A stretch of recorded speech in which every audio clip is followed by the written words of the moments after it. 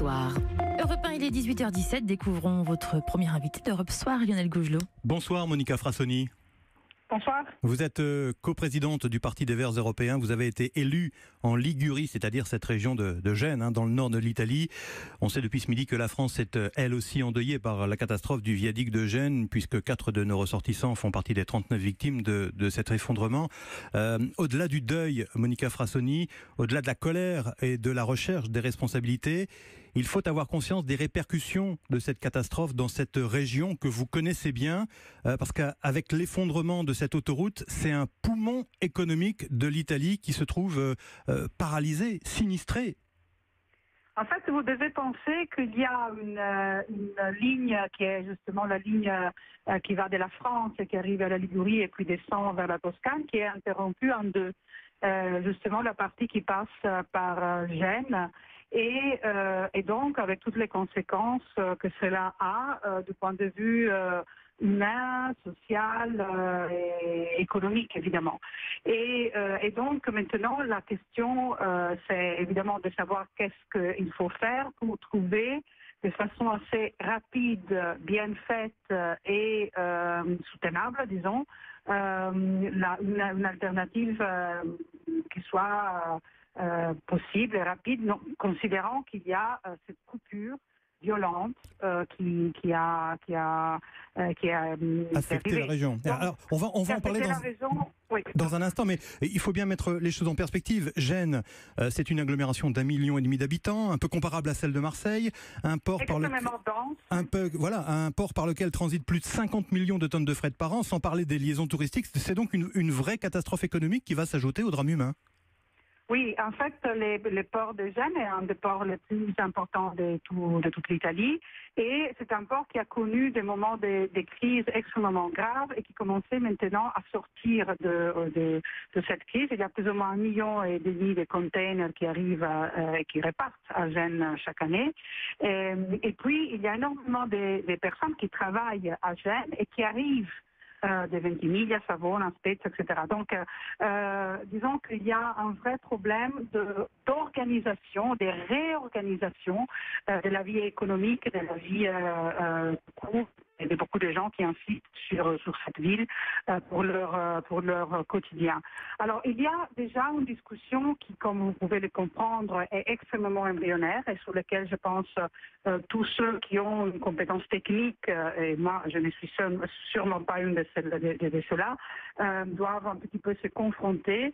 Le débat politique en Italie, comme vous le savez, est animé aussi par une certaine rancune, une recherche de culpabilité et évidemment le deuil, parce qu'il y a quand même 39 personnes qui sont mortes et il y a plus ou moins 300 familles qui vont devoir quitter leur maison et ce qu'on dit maintenant, c'est qu'il y a un risque d'effondrement d'une partie du reste du pont qui est resté comme ça suspendu dans les vides. Et c'est pour ça que, pour ce que j'ai compris, ils viennent de suspendre les recherches des gens qui n'ont pas encore été trouvés, qui sont appelés disperses. Donc, on ne sait pas où ils sont. Et on apprend ce soir que le gouvernement italien déclare l'état d'urgence pour 12 mois à Gênes, avec le déblocage des premiers fonds, des premiers millions d'euros, 5 millions d'euros en aide d'urgence pour cette région.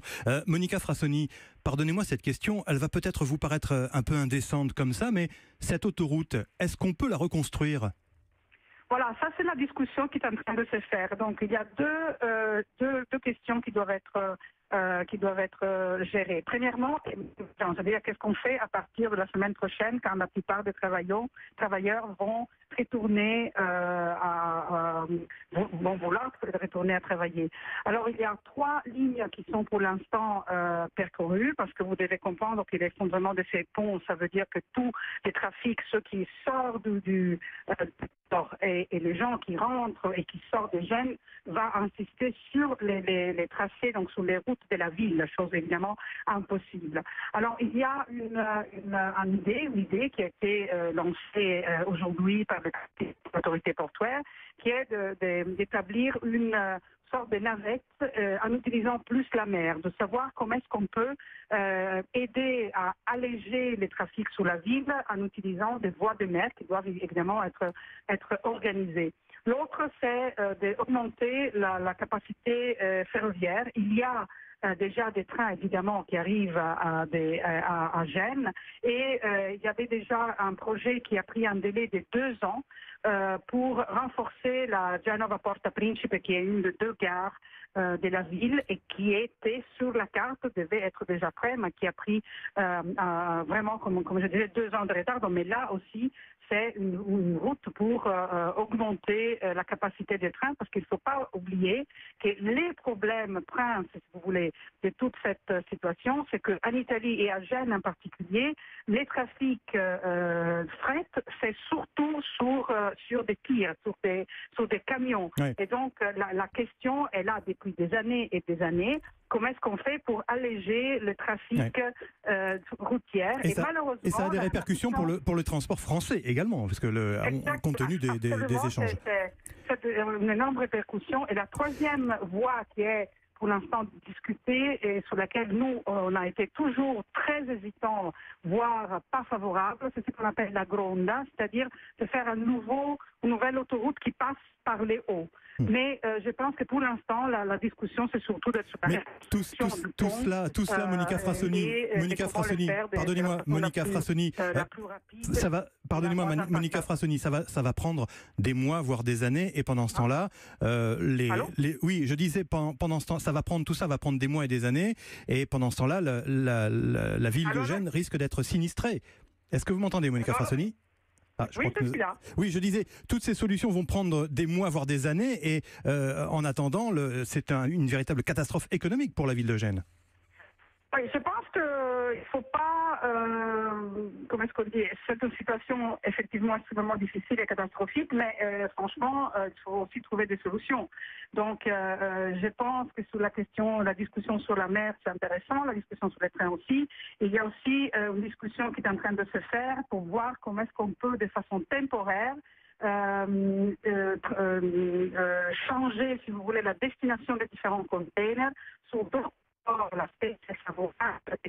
Bon, je vous remercie, Monica Frassoni, mais la liaison devient vraiment de plus en plus difficile. En tout cas, on a bien compris qu'il s'agissait d'un changement radical du modèle économique et des échanges économiques qu'il va falloir instaurer dans cette région du nord de l'Italie. Merci d'avoir été en ligne ce soir sur Europe 1.